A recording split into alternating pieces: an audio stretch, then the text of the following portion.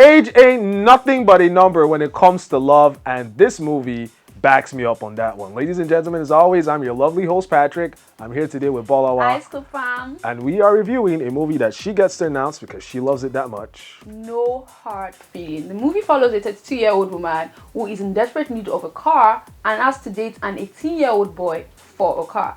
Ladies and gentlemen, let's review this movie. The cinematography of this movie is basically like rom-com vibes. We have a lot of comedy, so a lot of like colorful, outdoory, happy scenes, and it was really, really good. I like the fact that they showed us like a bit of the countryside. They were talking. The location was a very important part of the story, Yeah. and I like the fact that they inputted it in it because you get to see like the ocean side. They said the place was dull in the spring because tourists were not there, and you get to see that in the movie. Like, oh, okay, this is what they're talking about. I like the fact that they used the location to tell the story, and it was all like really coming together. Yeah, it came together because the location was part of the story, so it made sense that we had a bit of change of scenery there that worked with the storyline, especially considering where we're traveling with these characters. We're using different locations, but overall, it's pretty heavy on what Bolawa said. You know, she's the rom-com expert. If you know me, you know rom-coms are not really. Oh my god. You absolutely are. Compared to me, yeah, she's into that sort of thing. But for a rom-com, we hit all the notes. We have all your fancy bright colors. We have a lot of wide shots. We do have pretty good zoomed in close-up shots as well, especially in some scenes where we get to see a lot of emotion. But overall, I think the cinematography is pretty concise. No glaring errors.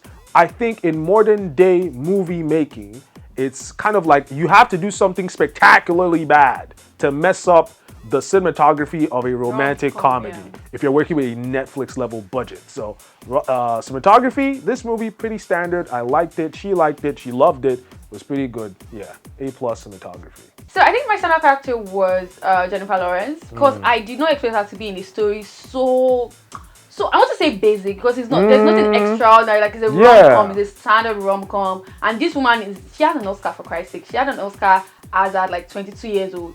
So you know that she's that girl, and then she was in this movie. So I was expecting like, oh, okay. And then she brought it because the role expected her to be this laid back, you know, nothing going on for her. This old woman, this middle-aged woman, with nothing going on for her. You know, her life is not exactly a fairy tale.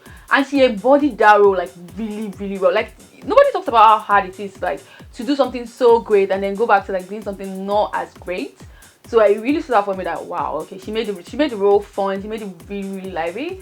So I really have to like props to her. And I also have to like give props to one of the supporting cast because every time he came on the scene, you will know that this man is just funny because he says like the most outlandish things. Like they will be like looking for solutions to a problem, like, oh, I have no money, no job, I'm gonna fix this. He will just make a very wild suggestion, and those kind of people are always fun. Every scene he was in was very, very funny. Like he brought like some new dynamics to the group. It was really, really good. And when it comes to like standout scenes, there were a lot of scenes in these movies that were hilarious. I'll give you that. I wanted in my cons, I was going to put it, but you guys, no spoilers yet. No spoilers. So the standout scene for me is this scene that a 32-year-old woman is dating this young 18-year-old boy.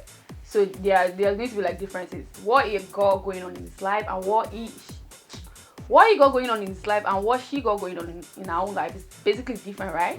So the guy has to go for this Yale going away party, like a bunch of teenagers are there, like not as seen at all.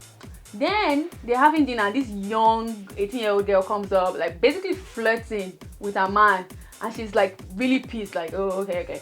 So they go their separate way at the end of the night.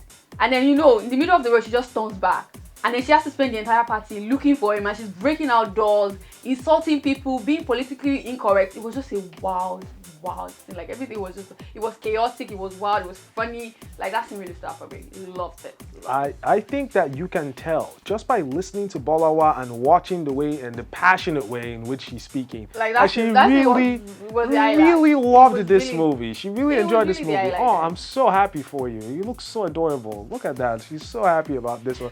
Please. Please. But on that note, just to talk about, I feel like you really like went off a lot about the performances, and we did get some pretty good acting performances. I would just speak about the chemistry between Jennifer Lawrence's performance and the young 18-year-old she was. The chemistry was actually, we could see the awkwardness in his performance because he's supposed to be a weirdo, a nerd, inexperienced, of course, but also socially awkward, and we could see that come out from him.